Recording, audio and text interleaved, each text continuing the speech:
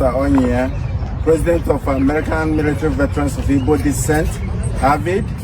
I'm here today with rising sons and ambassadors for self-determination. We're in the state capital to bring our concerns to the American folks that Nnamdi Kanu needs to be released now. A lot of people have talked about him being unjustly incarcerated for nothing.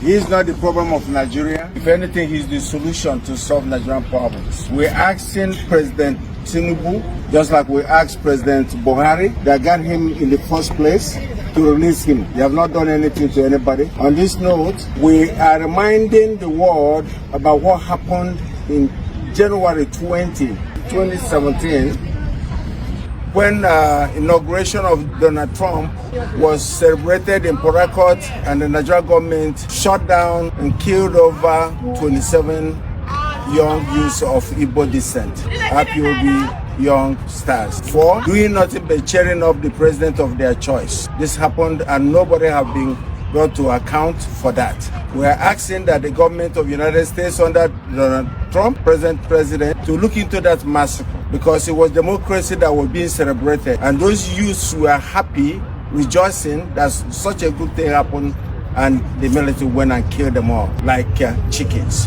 We continue to ask, what is it that you're holding Nnamdi Kanu for? And we believe, as a British citizen, the British government's hand is in it, because Nnamdi was discussing about the atrocities they're doing in Nigeria. They don't want any development in Nigeria. Everything that we are doing is what Nnamdi was preaching on, and everything he have said before have happened today, and it's still happening. The jihadis coming in to work for the British government and to be killing people, the Fulani herdsmen, the terrorists, and that's what they are, killing people, trying to displace indigenous people, trying to take their lands from them, land grabbing.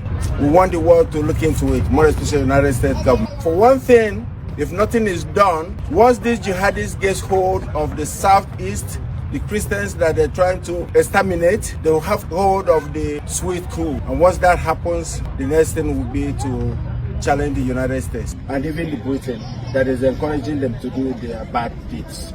So, Father, I've heard that a Nigerian government official, the Inspector General of the DSS, Department of State Services, has said, Nigerians, defend yourselves from the terrorists and the bandits, end quote. So, Father, as a minister of God, do you support self-defense, especially where it may lead to the killing of your assailant? Thank you very much, sir, for the question. And if you don't mind, let me begin by thanking you and your colleagues who have been working with us tirelessly to bring to the awareness of the world the level of injustice that is going on in Nigeria. It's getting too much. And at some point, somebody somewhere has to stand up and say, enough is enough.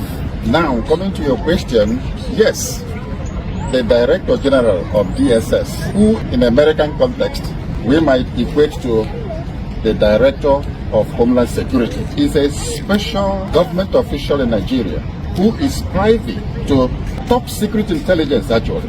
For him to step forward and publicly told Nigerians, arm and defend yourselves, tells me a couple of things. One, Nigeria is either becoming a failed state or is already a failed state. Why? Because he said that they don't have enough government manpower to defend you. The military, the police, the DSS, that they don't have enough power to defend their citizens. What is the primary responsibility of any government, democratic government? To defend the lives and property of the people. So, for the director of DSS to say we don't have what it takes to protect you Nigerians, it means that they are incapacitated. Self-defense is a natural phenomenon. If I were to pinch you now, you will blink unconsciously in defense of yourself. So self-defense is a natural phenomenon. But in the context of the DSS, honestly, I wasn't expecting that we shall come to that level.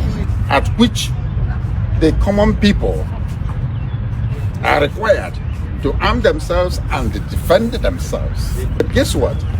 It has happened. In other words, what it means is you're on your own. If anything happens to you, you have yourself to blame. Now, because self-defense is a natural phenomenon, I have never read about any law, moral law, Christian law, civil law, natural law that is against self-defense. None whatsoever. But you know what? Where you have a good government, you take it for granted that you are protected. And so it's not even a question of whether I support it or not, or whether it is legal or not. And then for the government to say, defend yourself. Now, we are taking self-defense to a higher level. The level of you have to do everything possible to protect your life. Your life is the most precious gift God has given you. Very, very precious. God has given us a precious life to take care of, and we should guard it judiciously. But what is happening in Nigeria is that a group of bandits, terrorists, have taken it upon themselves to be massacring people at will. They carry arms all over the place, unchecked, unhindered. And they are decimating ethnic groups. In the name of herders, farmers, clash, rubbish. If there is more to it, there is a hidden agenda. And that is ethnic cleansing and religious persecution. That is what has been going on. At this point in time, I will actually go the extra mile to advocate for self-defense. And people should defend themselves. And I'm asking my people, you cannot waste the life, precious life God has given you. You must defend it. Because there's no way. It has come to that. If the government tells you to defend yourself, defend yourself. That's what I will tell my people. And then I will ask our brothers and sisters in diaspora, especially here in America, who are from Igbo descent. Igbos here in America and Europe, organize yourselves, raise money, and make sure that your respective communities at home are protected. Have a very working vigilante groups, and make sure that your communities are protected. The time to pretend that everything is okay back home in Nigeria is gone and may never come back until that country disintegrates. Because honestly, a failed state, the only solution to a failed state is disintegration. To your tents, O Israel. Everybody should go and take care of themselves. From the local communities, maybe to the regional level. And guess what? This is exactly what Mazi Nnamdi Kanu has been preaching for more than 10 to 15 years. That these people are coming, these are mercenaries, sponsored by the Fulani hegemony to decimate the rest of the ethnic groups in Nigeria. And the government has done little or nothing to stop them.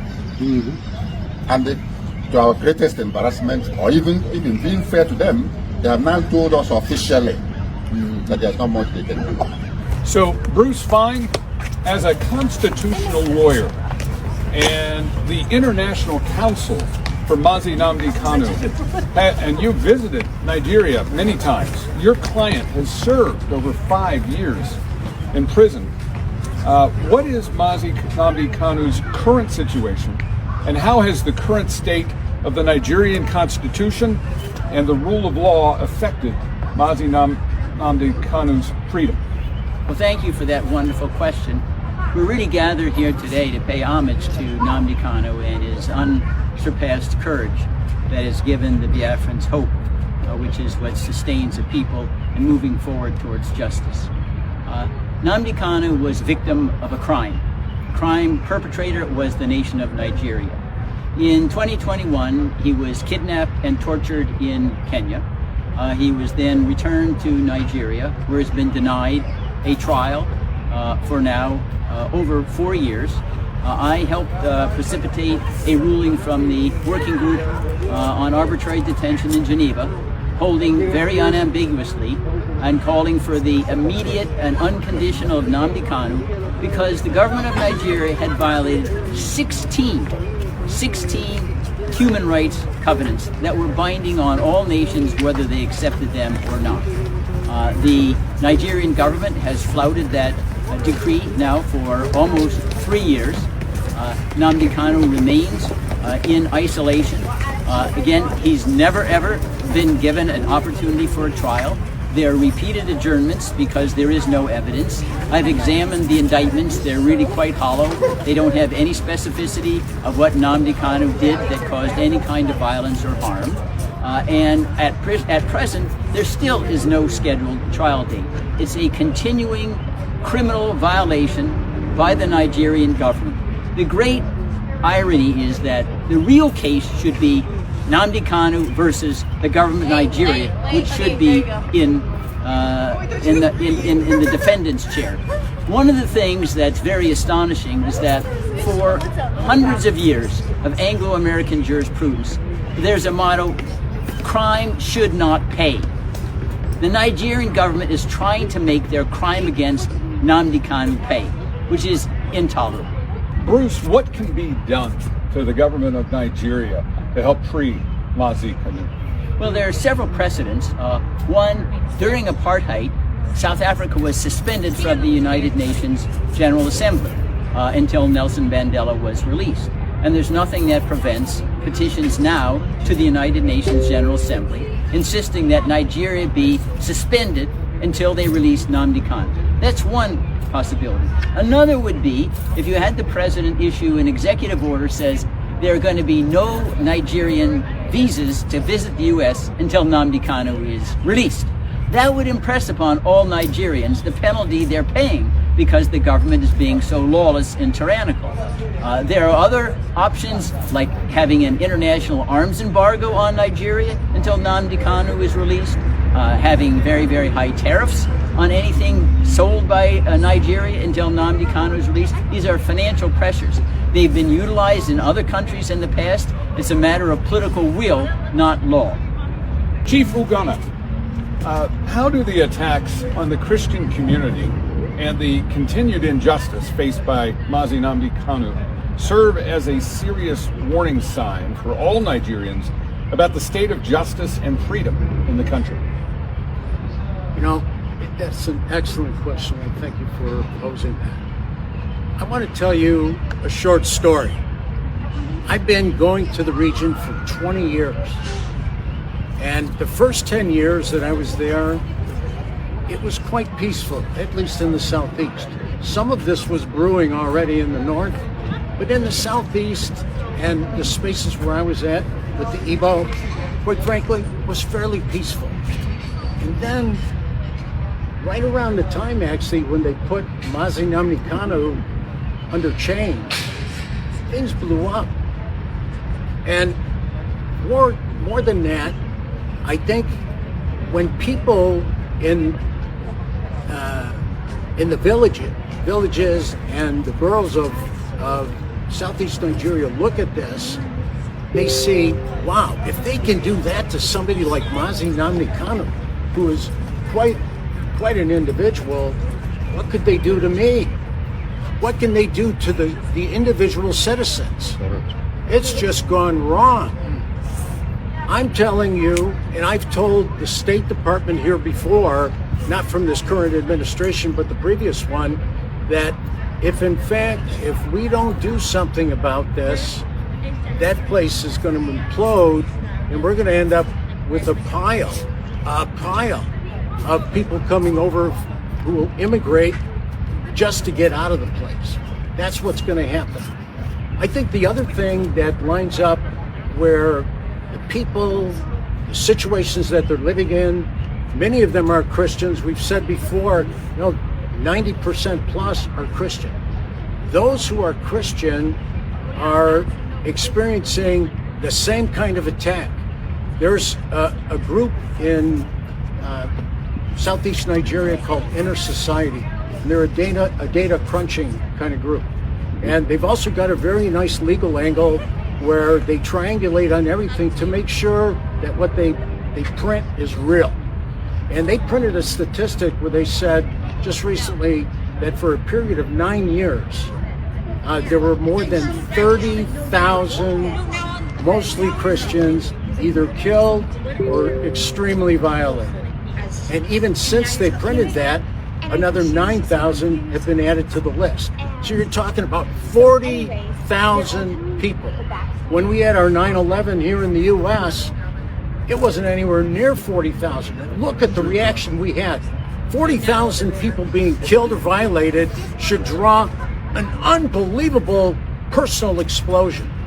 I think one of the things that people need to do, citizens, whoever is a citizen in Nigeria listening to this broadcast, need to really think this way. I used to work for a guy who said, you know what, now that we've had all this discussion, that's all wonderful, but tomorrow morning when you wake up, what are you going to do? What are you going to do? And the point is, you need to be able to answer that question. And for me, it comes down to three things. The first is you need to understand what's going on. What's going on in your village? Who are those strangers out in the bush? Who are they? What are they doing? You need to understand what's happening to you. You can't wait for somebody to tell you. Nobody's going to tell you. When DSS has already said, you know what? You better take care of yourself. You know, actually, I don't know if they really want to give us any good advice, but that's good advice. We need to take care of us. You need to get up and understand what's going on. The second thing you need to do is you need to have a plan. You need to start to think about, what am I going to do tomorrow morning? What's the plan?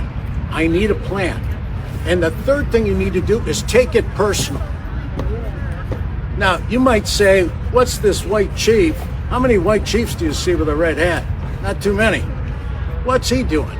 I want to tell you what I'm doing, okay? What's important to me?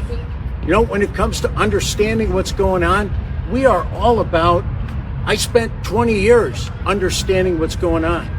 And some people even pin the label on me, not Big A, but Big I for Igbo. They said, boy, he knows a lot about the Igbo, that guy. Because I've spent 365 days on ground. And in so doing, I learned what's really critical to the Igbo, to the ethnicity, to the ancestral Igbo. What's important to that person? Why are they the way they are? So I did that. I started to understand by working with the people around, standing here and many others. I've learned all the ins and outs of what's driving, what's the history. What did the British do? How did they fumble the ball so badly when they set this place up? How did that happen? And so I've learned about that. So I know what's going on. The second thing is I've got a plan. One thing I learned from my dad, and God rest his soul, my dad was a Marine Corps staff sergeant. And so you can imagine, as a young boy, I was on the run. My dad, he said, son, you're either going to be part of the problem or you're going to be part of the solution. And you know what? I've chosen, I think wisely, to be part of the solution. Part of the solution is critical. And you know what? You as citizens need to be part of the solution. And you need to come up with it yourself. You know what? Just like DSS, they're not going to tell us what to do. Nobody's going to tell you what to do. You need to figure it out for yourself and then do it. And then the third thing is take it personal. Now, what have I been doing? You can tell just by the way I am. I take things personal. And when I come to this place behind me, and I spend a lot of time at the State Department as well, and as a group with Avid, Avid's a great organization. Avid, with that group, we've spent a lot of time in the halls of Congress, knocking on the doors, talking with people. When we're with those people, what we're doing is we're taking them through the same 3 steps. United States government, you actually don't understand what's going on in Africa. Listen to us. we'll tell you what's going on. It's an ancestral place. And what happens is when they abscond with somebody who's iconic in the society. I mean, Mazi Nnamdi Kanu is iconic. When they put somebody like that in chains and just throw away the key, which they've done, they've thrown away the key. We should be taking that personal.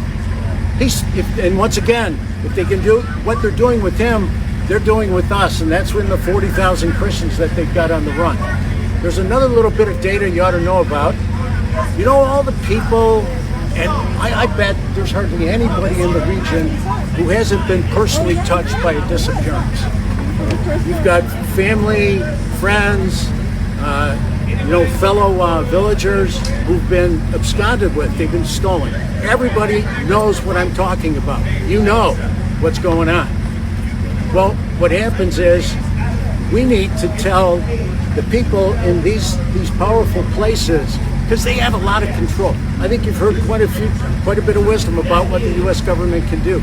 But for sure, the U.S. government needs to understand that if these three questions don't get answered also by the United States, understand, have a plan, and take it personal, one day it will come to our shore. One day that place will just turn into a mess. And we need to make sure that it doesn't come to our shore. Evans, a lot has been said about what is wrong in Nigeria, especially the illegal detention of Mazi Nnamdi Kanu. What are your thoughts? Well, I mean, I can tell you that we've heard an earful about the evil and atrocities going on in Nigeria. But one thing about evil is that it's really perpetrated by a few, because there are all good people everywhere. There's good people in the north, there's good people in the south, but few bad apples that happens to galvanize the masses to commit evil against their own citizens. I'm telling you that evil may live for a while or may even live for a long time, but evil will never live forever, because every evil has an expiration date. It always does. So I'm telling you that the time of massacre of Christians in the north and south has expired. Right? Expired. Right. Expired. The genocide against the Igbos has also expired. Expired. And the incarceration of Mazi Nnamdi Kanu, the Mandela of our era, the Mandela of Nigeria, his incarceration has now expired. You've heard me describe Nigeria as a dark nation. And the only thing that can overtake darkness is light. Light. So I'm asking the Congress of the United States to be the light and enact the laws that will stop what's going on in Nigeria. Beginning with designating the nation as a country of particular concern. I'm also asking those in diaspora, like myself, to wake up and do something to help your citizens back home. We can always do something individually, but we can do much more collectively. This is a cause that I'm willing to die for. And I will continue to fight until my last breath. Tell me about the Nigerian government. Have they adequately protected human rights and enforced their laws regarding the protection of lives and property of her Igbo and Christian citizens? The question of human rights in Nigeria ought to go directly to a few people that I will mention. Yeah. They will talk about that. I'm talking about the person of a young lady called Leah Sharif, Okay. that was kidnapped by Boko Haram when she was 15 years old. 15 years old, she was kidnapped. Yeah. Until this day, she remains in the custody of the terrorists. Yes. She cried out to her government and they did nothing. No rescue, no help. And I want to surprise you. This young woman today is 25 years old. 25 years old, having children for terrorists. while the federal government of Nigeria ignores her cry for help and assistance. So you ask Leah Sharif about the fundamental human rights in Nigeria. And she will tell you the rest of the story. Another person that is worthy of note is another young lady by the name Deborah Samuel, a young college student in Shangari College of Education, Sokoto, Nigeria. This young woman was stoned to death in broad daylight while people stood and watched, while the government stood and watched. The army and the police, all the security apparatus, they stood and watched an innocent girl mowed down in broad daylight, and her body was set ablaze. Chances are this young woman was still alive while she was in flames. Things that you cannot bear as a father, as a brother. These things are happening in this country called Nigeria. And people expect us to be proud of the country. That's why we're here to talk to lawmakers over here, those that will listen, and I'm glad that they're paying attention. They're taking note. What do you wish that the lawmakers would do first? First of all, back during the days of the Trump administration, Nigeria was in the list of CPC country of particular concern. Then the new administration came in under Joe Biden, and they were taken off. Now, both houses of Congress, the House of Senate, the House of Rep, they're coming together to put Nigeria back as a CPC country. Country that needs to be watched. Country that violates fundamental human rights. Country that may be sanctioned until they change their ways. So, for the folks who are hearing this for the first time, what would you hope that they could do? What I hope that they can do is to take the message to their respective constituents, to talk to their lawmakers, their reps, their senators, their House of Representatives. Tell them what's going on. Tell them what's happening to other people on the other side. So maybe at least they can learn some voice when they're in session here at Congress. That's why we come here. This country holds the record for beacon of democracy in the world. That's why we're here. That's why we're here. It's simple. One more thing, and the legendary of human rights violation, ought to be referred to a man in the person of Mazi Nnamdi Kanu. Mazi Nnamdi Kanu's continuous incarceration is the primary reason why we're here.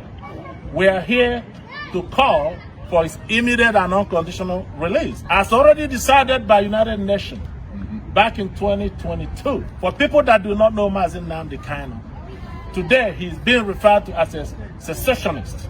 He wants to divide Nigeria. But I want to let you know one thing, how this young man started this whole thing. He did not start this whole thing by calling for Biafra or calling to be separated from the nation. He started in the year of 2012 and 2013 in London, on the streets of London, calling for one Nigeria, for unity, for the government to pay attention to the suffering of the people. The children are suffering. There's no job, unemployment everywhere. Our young people has taken up to criminality.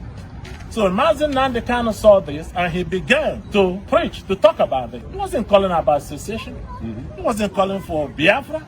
He was just a devoted citizen of the country. Well, seeing that fell a deaf ear, so he began to call for a referendum. What is a referendum? An opportunity for men and women, citizens of a particular country, to come together lawfully and decide their self-determination. Decide who to govern them, to elect government over them. It's called government by the consent of the governed. There's nothing wrong with that. And for that, this young man was arrested in 2015 and put in prison. And 2 years down the road, he was granted bail and was allowed to go home. While he was enjoying his bail, preparing to come to court, consistent with the bail conditions, he was invaded by the same government that granted him bail.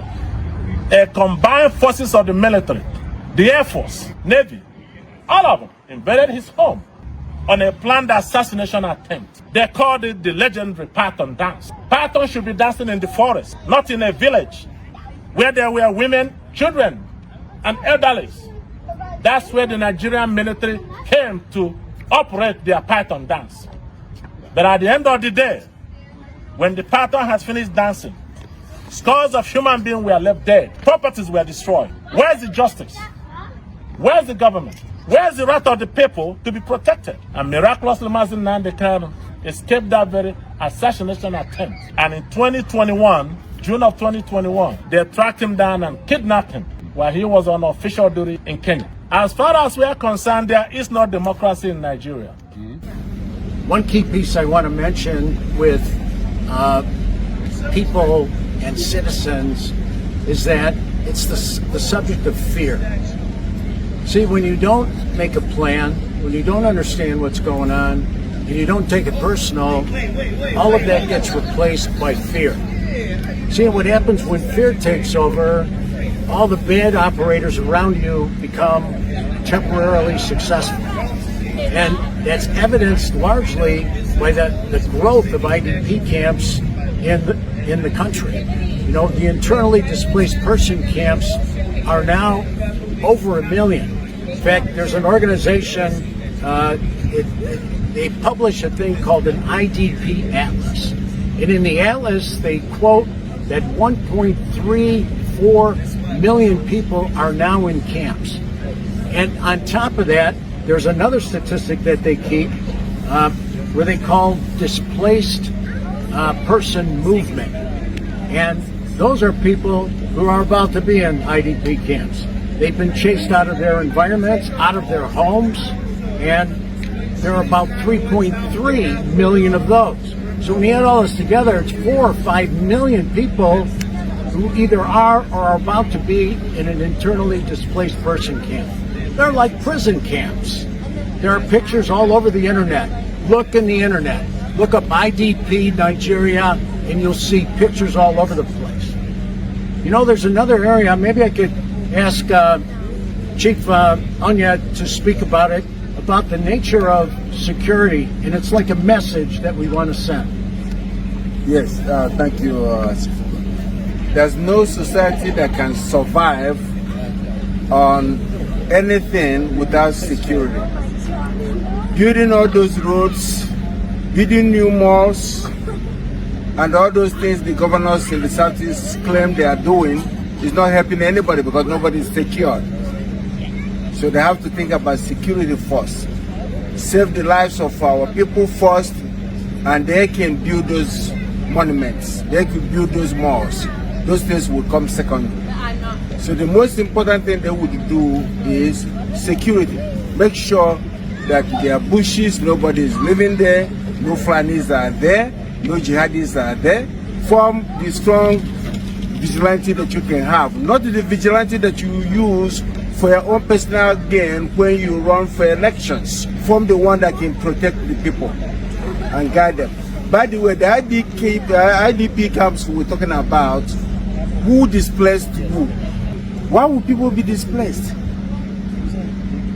So security is important, that the governors of the Southeast should come together to do that. This is exactly what Nnamdi Kanu was telling them.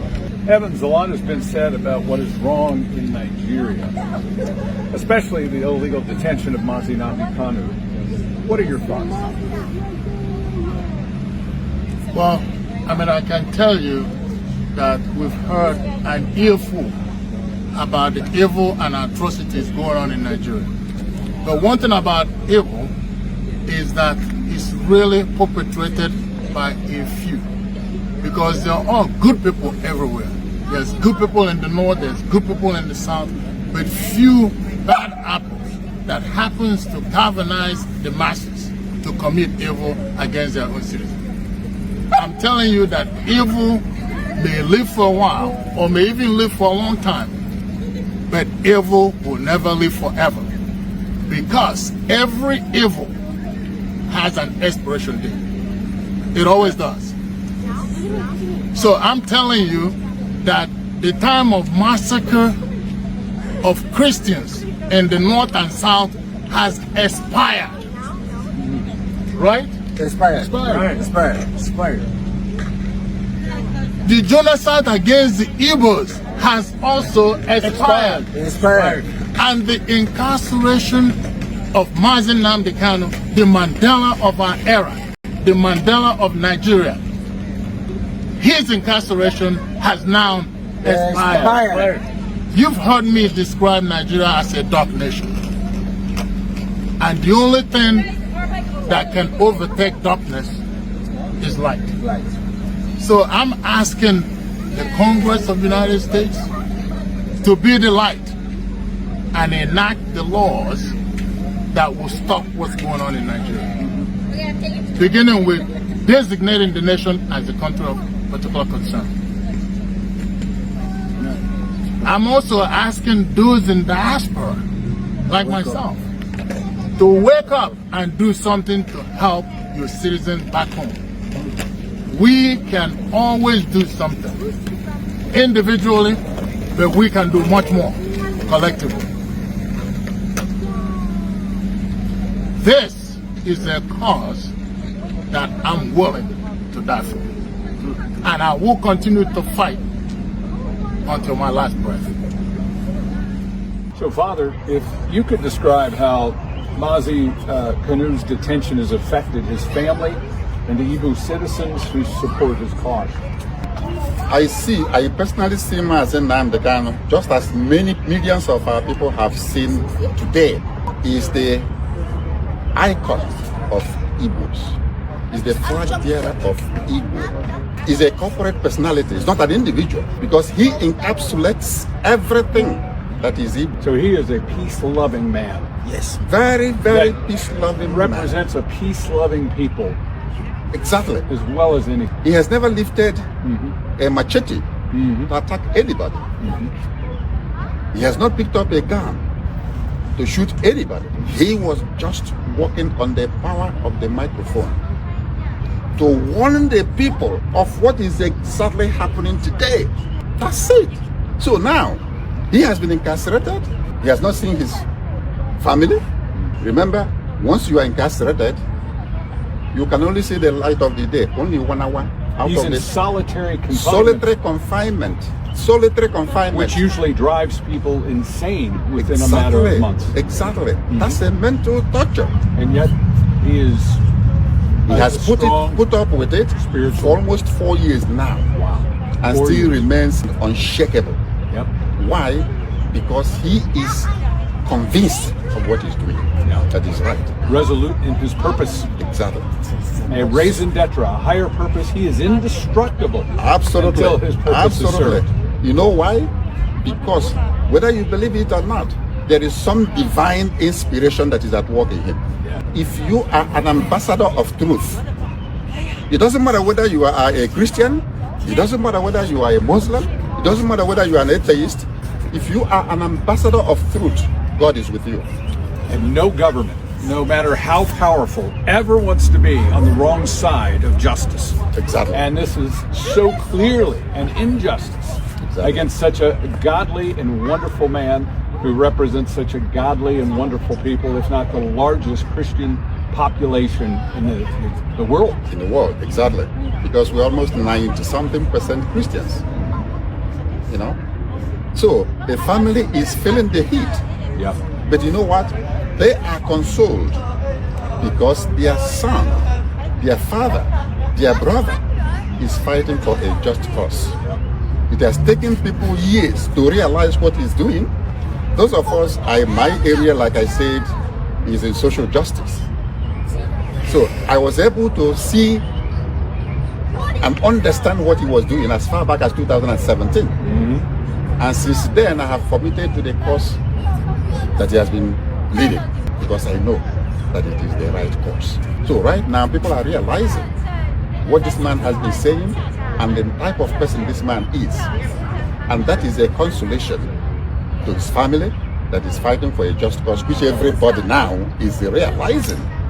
And it's also a consolation to our people that he was able to withstand all the torture, all the criminal harassment, and still remain the same and consistent in what he's doing. People are really inspired talking about him today. Yes. This matter went to United Nations back in 2021, and after 9 months of deliberation by the United Nations Working Group on Arbitrary Detention, that very complaint was orchestrated by Attorney Bruce Fine from here, Washington, D.C. It took Nigeria to the World Tribune. And at the end of 9 months, they came out, it was a unanimous decision by a 5-member nation that Mazi Nnamdi Kanu detention is arbitrary and must be released immediately. Yeah. After the investigation and cross-examination, well, till this day, they have not complied to that very order. And Nigeria remains a signatory to the United Nations. We are a member, while you're not abiding to their judgment. We are here to let the members of Congress understand what's happening to that young man. Yep. That's why we're here. Yep. Because right now, Nigeria has ignored every judicial pronouncement. Everyone. Yes. I just told you about United Nations. Even the Nigerian court, appeal court, in the same year of 2022, rendered their own decision on the matter, discharging Mazi Nnamdi Kanu of all charges, and ordering his immediate release, and even went further to say there is no court in this country that should try this young man on this particular issue. Yeah. Why? Because he was kidnapped. Yeah. You can't go around the whole world kidnapping your dissidents and dragging them back to your country and put them in prison. So today, Mazi Nnamdi Kanu remains in prison without trial. It's called persecution before trial. Where was he captured? Kenya. Kenya. Yes. So outside of the country, he was kidnapped, brought back into the country, tried by the very people who are guilty of offending him. Exactly. So the appeal court understood exactly what you said. Yeah. That's why they said no court can try him. Because they knew you cannot commit an offense against an individual and turn around to sit in judgment seat to judge the same person. It's like a rapist trying his own victim, Right. or persecuting his own victim. That's exactly. You're the one that committed the crime. So my conversation with Bruce Fine this morning, he said that Mazi Nnamdi Kanu should be in a position to prosecute Nigeria for enforced disappearance of his person and extra renditioning him back to Nigeria. Blindfolded, brought back home. That is an international crime. And Nigeria should stand on trial, not Mazi Nnamdi Kanu. The Biafran struggle is not a crime, it is the last breath of a people refusing to be erased. Chinua Achebe and presently Chimamanda Adichie have consistently emphasized the need for storytelling. A story is as important as the teller. It therefore is important for all sides to be heard. The Biafran story has been told by the other side, the side that wanted the Biafran struggle to be misunderstood, misrepresented, and worst still criminalized. But at its core, it is not a crime, it is a cry for identity, survival, and justice. It symbolizes the fighting spirit of a people refusing to be erased by historical injustices, systemic marginalization, and political neglect. Now is the time to listen to the other side with context and not just cherry-picked talking points pushing a narrative.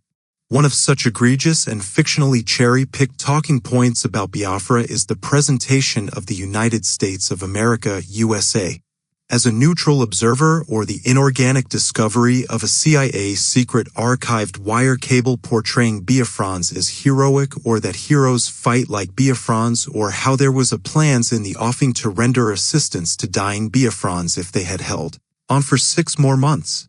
As a country with a foreign policy strategy that classify Africa as only a source of raw material, it was never in the economic and political interest of USA to assist Biafra. This is true of every intervention from the White House, whether it was abolishing slavery, colonialism, etc. For context, the perpetrators of slavery abolished it because it became economically unsustainable. Industrialization needed raw materials, and so they replaced slave trade with colonialism.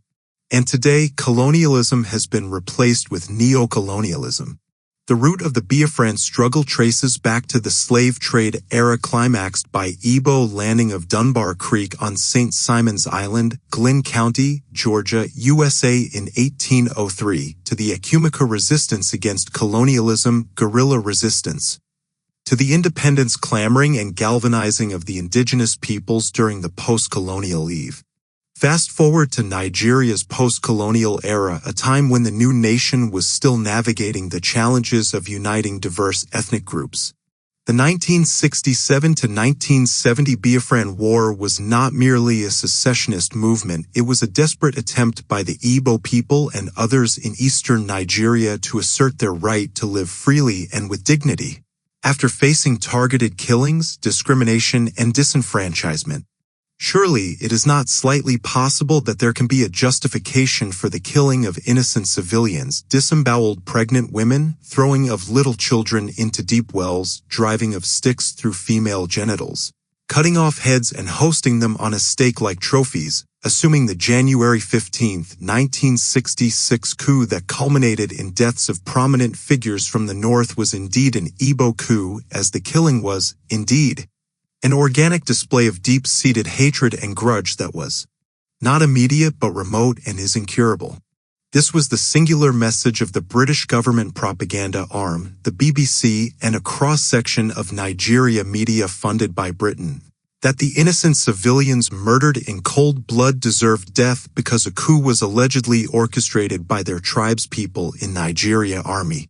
However, through social media, this lie has been totally debunked to the extent that we know how tribal politics was introduced in Nigeria by Awolowo, while bigotry was introduced by Akintola and regional interference was introduced by Tafawa Balewa.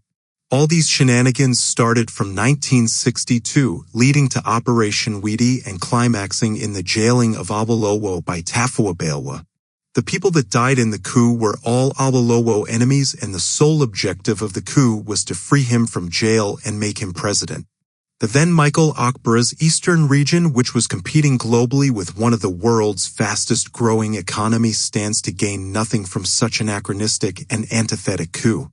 Over 5 million lives were lost during the pogrom and the civil war, many through starvation, disease, and relentless violence.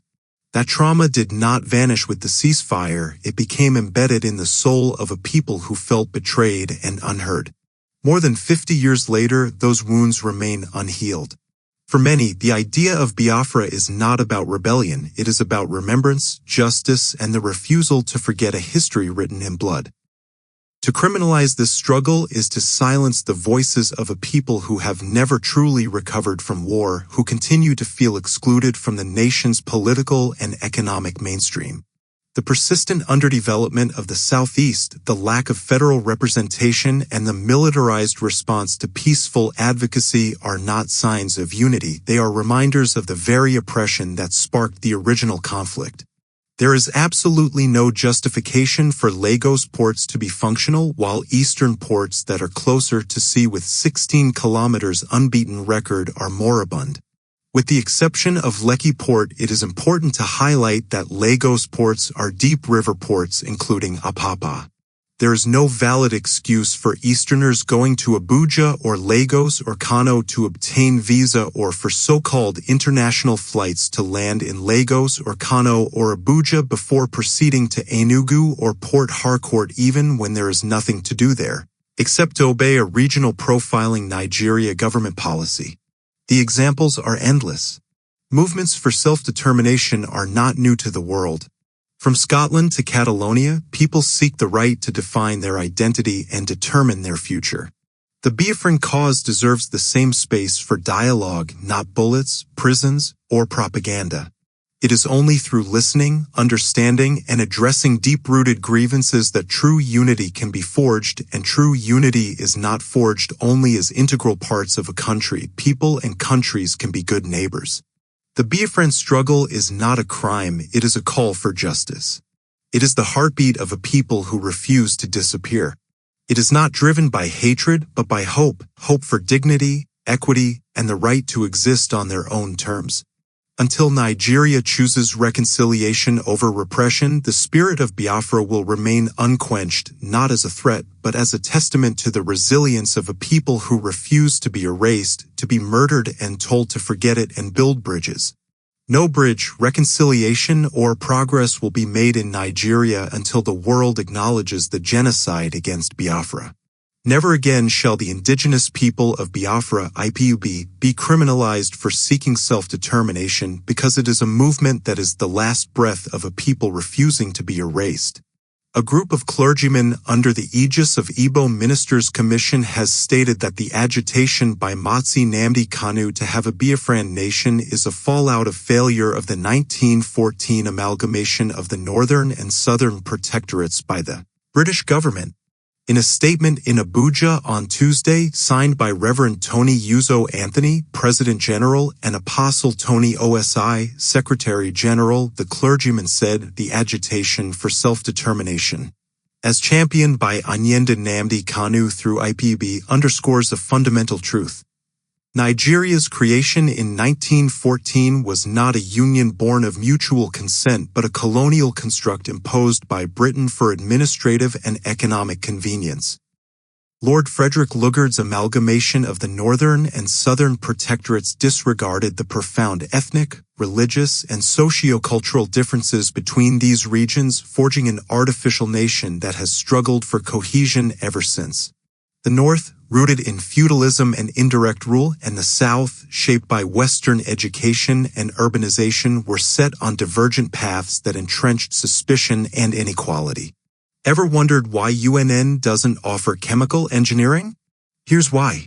It's a question many people have asked in passing, sometimes with curiosity, sometimes with confusion. Why doesn't the University of Nigeria, Nsukka, UNN, offer chemical engineering?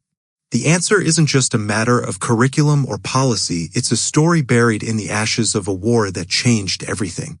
Before the Nigerian Civil War, UNN had a chemical engineering department, vibrant, brilliant, and filled with some of the most gifted minds in the country. But after the war, that department was permanently shut down. Not because the university lacked resources or interest, but because of what that department represented during the Biafran struggle. During the war, a group of fearless scientists and engineers, led by the remarkable Professor Gordian Ezekwe, formed what was known as the Biafran Research and Production Unit, RAP. Alongside him were brilliant minds like Sylvester Akolonu, Benjamin Nwosu, Willie Achukwu, Okizi Confidence, and others whose names history is yet to fully honor.